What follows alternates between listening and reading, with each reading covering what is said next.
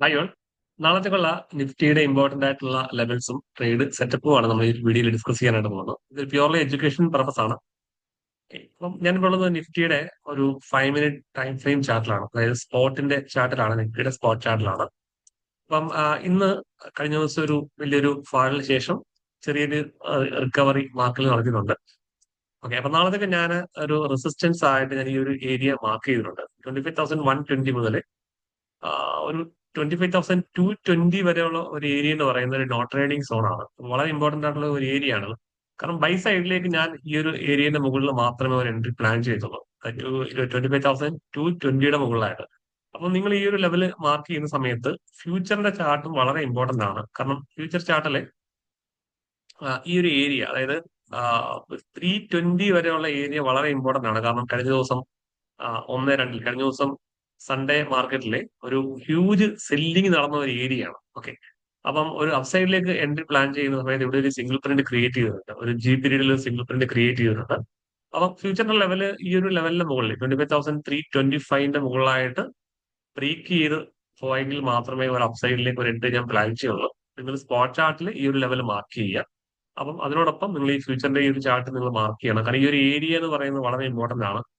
നമ്മൾ order flow chart നമ്മൾ നോക്കിക്കഴിഞ്ഞാൽ ഈ ഒരു ഏരിയയിൽ ഹ്യൂജ് ആയിട്ടുള്ള ഒരു സെല്ലിംഗ് നടന്ന ഒരു ഏരിയ ആണ്. അപ്പൊ അതുകൊണ്ട് തന്നെ, അതായത് ഇന്ന് ക്രിയേറ്റ് ചെയ്ത ഈ ഹൈന് മുകളിലായിട്ട് ഇത്ര ഒരു ഏരിയ എന്ന് പറയുന്ന ഒരു ഹ്യൂജ് ആയിട്ട് സെല്ലിംഗ് നടന്ന ഒരു ഏരിയ ആണ്. ഇവിടെ നമുക്ക് ആ ഒരു സ്റ്റേക്ക്ഡ് ഇംബാലൻസ് നമുക്ക് കാണാൻ സാധിക്കും. അതായത് ഹ്യൂജ് സെല്ലേഴ്സ് നടന്ന ഒരു സ്മാർട്ട് മണി ആക്ടിവിറ്റി നടന്ന ഒരു ഏരിയ ആണ്.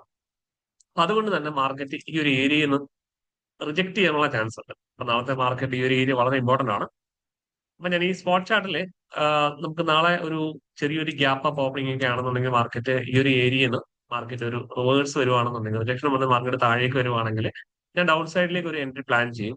അങ്ങനെ ഒരു 25,100ന്റെ താഴെയായിട്ട് നമുക്ക് ഒരു എൻട്രി പ്ലാൻ ചെയ്യാം. അങ്ങനെയാണെങ്കിൽ മാർക്കറ്റ് ഈ 25,000 അതുപോലെ തന്നെ 25,900 ലെവലിലേക്ക് മാർക്കറ്റ് ഇറങ്ങി വരാനുള്ള ചാൻസ് വളരെ കൂടുതലാണ്.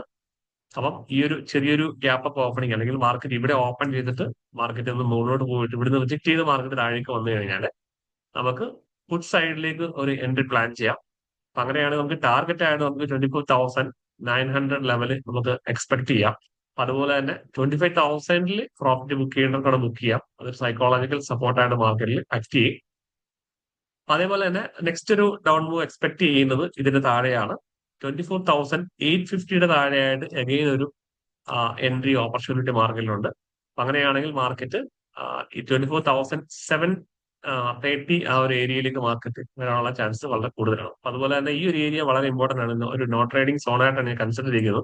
കഴിഞ്ഞ ദിവസം ഒരു പ്രൈസ് റിജക്ഷൻ വന്ന ഒരു ഏരിയ ആണ്. ഇവിടെയും നല്ല രീതിയിൽ ഒരു പ്രൈസ് റിജക്ഷൻ നടന്ന ഏരിയ ആണ്. അവിടെ ബയേഴ്സ് ആക്റ്റീവ് ആയിട്ടുള്ള ഒരു ഏരിയ ആണ്. അപ്പം ഇതിന്റെ താഴേക്ക് ഒരു ഒരു ഏരിയ മാർക്ക് ചെയ്തിട്ടുണ്ട്. 25,720 മുതൽ 24,580 വരെയുള്ള ഏരിയ ഒരു നോട്ട് ട്രേഡിംഗ് സോൺ ആയിട്ട് ഞാൻ കൺസിഡർ ചെയ്യണം. കാരണം അതൊരു പ്രൈസ് റിജക്ഷൻ വന്ന ഏരിയ ആണ്.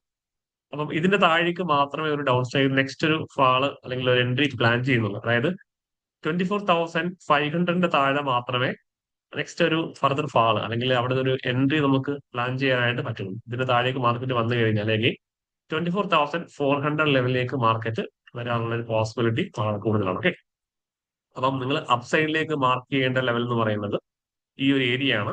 25,222 എന്ന് പറയുന്ന ലെവലിന് മുകളിലായിട്ട് മാർക്കറ്റ് ബ്രേക്ക് ചെയ്ത് കഴിഞ്ഞാൽ മാർക്കറ്റ് 25,400 ലെവലിലേക്ക് മാർക്കറ്റ് എത്താനുള്ള ഒരു പോസിബിലിറ്റി ഉണ്ട്. അപ്പൊ അതുപോലെ തന്നെ ഈ ഒരു ഏരിയ ഒരു റെസിസ്റ്റൻസ് സോണായിട്ട് ഞാൻ മാർക്ക് ചെയ്തിട്ടുണ്ട്. 25,400 മുതൽ 25,460 വരെയുള്ള ഒരു ഏരിയ എന്താണ് ഒരു റെസിസ്റ്റൻസ് സോണായിട്ട് മാർക്കറ്റിൽ ഒരു ആക്ട് ചെയ്യും. അതുപോലെ തന്നെ ഇതിന്റെ മുകളിലോട്ട് അടുത്ത ഈ ഒരു വീക്കിൽ എപ്പോഴെങ്കിലും മാർക്കറ്റ് വന്നു കഴിഞ്ഞാൽ അഗൈൻ മാർക്കറ്റ് മുകളിലോട്ട് പോകാനുള്ള പോസിബിലിറ്റി ഉണ്ട്. അങ്ങനെയാണെങ്കിൽ 25,630 ലെവൽ ഞാൻ മാർക്ക് ചെയ്തിട്ടുണ്ട്. ഒരു റെസിസ്റ്റൻസ് ആയിട്ട് ആ ഒരു ലെവൽ മാർക്ക് ചെയ്തിട്ടുണ്ട്. അപ്പം അതൊരു ടാർഗറ്റായിട്ട് നമുക്ക് എക്സ്പെക്ട് ചെയ്യാം. ഓക്കെ, അപ്പൊ അതേപോലെ തന്നെ മാർക്കറ്റ് ഈ ഒരു ലെവലിലേക്ക് വന്നു കഴിഞ്ഞാൽ ഇവിടുന്ന് ഒരു റിഡക്ഷൻ വന്നു കഴിഞ്ഞാൽ അഗെയിൻ നമുക്കൊരു ഫർദർ ട്രേഡ് ആ അപ്പ് സൈഡിലേക്ക് നമുക്ക് ചെറിയൊരു എൻട്രി പ്ലാൻ ചെയ്യാം. ആ ഒരു സമയത്തുള്ള മാർക്കറ്റിന്റെ ബിഹേവിയർ നോക്കിയിട്ട് മാത്രം പ്ലാൻ ചെയ്യാം. കാരണം ഓവറോൾ മാർക്കറ്റിന്റെ ട്രെൻഡ് എന്ന് പറയുന്നത് ഒരു ബിയറിഷ് ആയിട്ടുള്ള ഒരു വ്യൂ ആണ്. ഓക്കെ, അപ്പൊ നമുക്ക് നെക്സ്റ്റ് വീഡിയോയിൽ കാണാം. അപ്പൊ നമ്മുടെ വാട്സപ്പ് ഗ്രൂപ്പില് നമ്മൾ എല്ലാ ദിവസവും നിഫ്റ്റിയുടെ ലെവൽസും നമ്മൾ രാവിലെ എൻട്രി എടുക്കുന്ന സമയത്തൊക്കെ നമ്മുടെ ഗ്രൂപ്പിൽ ലെവൽസും കാര്യങ്ങളൊക്കെ മെൻഷൻ ചെയ്യാറുണ്ട്. അപ്പൊ നമ്മുടെ ഗ്രൂപ്പിൽ ജോയിൻ ചെയ്യാൻ താല്പര്യമുള്ളവർക്ക് ഗ്രൂപ്പിൽ ലിങ്ക് നമ്മൾ ഡിസ്ക്രിപ്ഷനിൽ കൊടുക്കാം.